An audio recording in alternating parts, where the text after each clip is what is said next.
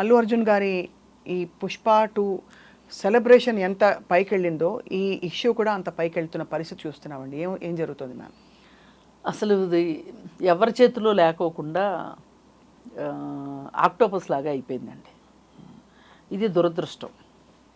ఎందుకంటే ఇక్కడ ఎవ్వరూ కావాలని చేసింది లేదు, కానీ ఎవరు కావాలని చేయలేదు, కానీ కొందరు ఎస్కేప్ అయిపోతున్నారు, కొందరు బుక్ అయిపోతున్నారు. అవును, ఎస్కేప్ అవుతుంది ఎవరు అంటే ప్రభుత్వం. నా దృష్టిలో అసలు ఈ దుర్ఘటన జరగటానికి కారణం ప్రథమ ముద్దాయి ప్రభుత్వమే. ఎందుకంటే అర్ధరాత్రి షోకి పర్మిషన్ ఇమ్మని చెప్పింది ఎవరండి?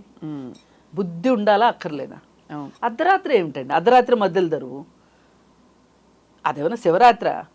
ఒక టికెట్ మీద 2 సినిమాలు చూపిస్తారని వెళ్ళి పాపం సినిమా హాల్లో కూర్చొని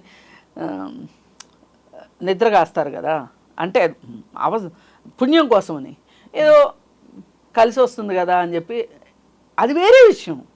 అసలు మీకు సినిమా రిలీజ్ కోసం అని చెప్పి కక్కుర్తిపడి ఆ మైత్రి మూవీ మేకర్స్ వాళ్ళు వీళ్ళ దగ్గరికి వెళ్ళి, గవర్నమెంట్ దగ్గరికి వెళ్ళి మాకు టికెట్ రేట్లు పెంచండి, అర్ధరాత్రి షోలకు పర్మిషన్ ఇవ్వండి అంటే ఏ బుద్ధితో ఇచ్చారు చెప్పండి? అసలు టికెట్ రేట్లు ఏంటి? ఇప్పుడు నిన్న మంత్రి చెప్తున్నాడు, ఆ ప్రకటన చూస్తే నాకు చాలా నవ్వొచ్చింది.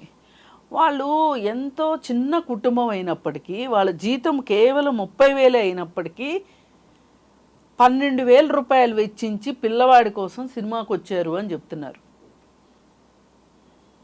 నేనైతే సమర్థించనండి. 30,000 జీతం వచ్చేవాళ్ళు ఎంత అభిమానం ఉన్నవ్వండి, ఎంత ఇష్టం ఉన్నవ్వండి, 12,000 ఒక్క 2 గంటల కోసం 12,000 ఖర్చు పెట్టడము అనేదాన్ని నేనైతే సహించను. మరి సమర్థించను ముందు. అసలు వ్యవస్థీకృతంగా అది ఒక ఆమోదయోగ్యమైన విషయం అయిపోయింది అలాగా, అంటే కాలక్రమంలో. అంటే అలా చేస్తున్నారు. ఎవరు తప్పు ఉన్నట్టు మ్యామ్ ఇక్కడైతే? ఇక్కడ అసలు అంత రేట్లు పెంచిన గవర్నమెంట్ది తప్పు. గవర్నమెంట్ ఆలోచించాలి. అసలు మనం ఓ పక్కన రూపాయికి కిలో బియ్యం ఇచ్చే, సబ్సిడీ ఇచ్చే సంక్షేమ పథకాలు ఉన్న మన అవసరం ఉన్న మన దేశంలో ఫ్రీ బస్సులు, మళ్ళీ ఫ్రీ బస్సులు ఇస్తున్నాము. అది ఇంకొక టాపిక్.